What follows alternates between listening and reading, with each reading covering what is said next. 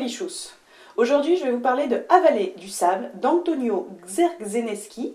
Comme son nom ne l'indique pas, c'est un auteur brésilien, publié chez Asphalt. Ce jeune auteur de 30 ans à peine avait déjà été repéré par Granta, la revue littéraire anglaise qui décèle tous les grands talents de notre temps. Cette histoire, Avaler du sable, c'est un western.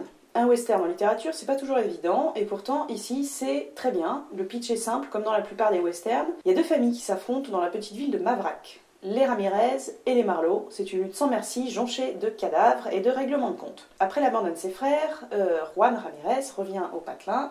C'est un petit peu un lettré, il est allé étudier au nord, là où c'est un petit peu plus civilisé que dans le bled du western, où tout le monde se tire dessus, à tort et à travers, à tort, à raison, enfin bref, western. L'histoire va dégénérer, enfin s'imbriquer et s'orienter d'une manière un petit peu bizarre jusqu'à tourner carrément à la série B zombifiante. Tout à fait, il peut y avoir des zombies dans un western, et ça rend très bien, puisque ce roman d'apparence, donc qui contient l'équation parfaite entre western, zombie, humour, violence, l'équation parfaite de la série B, n'est-ce pas? Comme certaines bonnes séries B se livrent à plusieurs niveaux de lecture. Donc on peut le voir comme une histoire de vengeance qui part en live total, au fin fond du désert, et on peut le voir également comme une méta-histoire. Car oui, ce n'est pas simplement, je dirais, un western, c'est également une méta-histoire, puisque c'est une histoire sur l'histoire, puisque l'auteur du livre, tenez-vous bien, pas l'écrivain qui a écrit le livre, mais l'auteur de l'histoire du western, dans le livre, est un homme qui se retrouve en fait un petit peu en prise avec ses démons et ses histoires personnelles.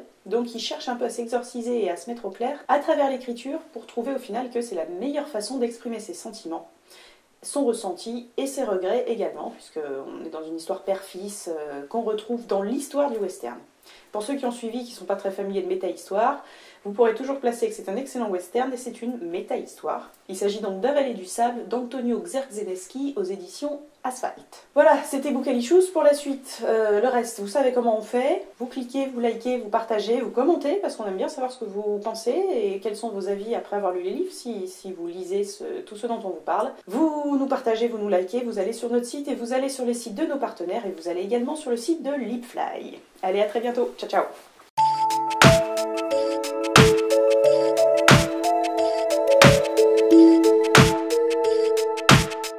Si vous ne regardez pas nos autres vidéos, je vous lis des passages de 50 Shades. Pour la vraie littérature, cliquez.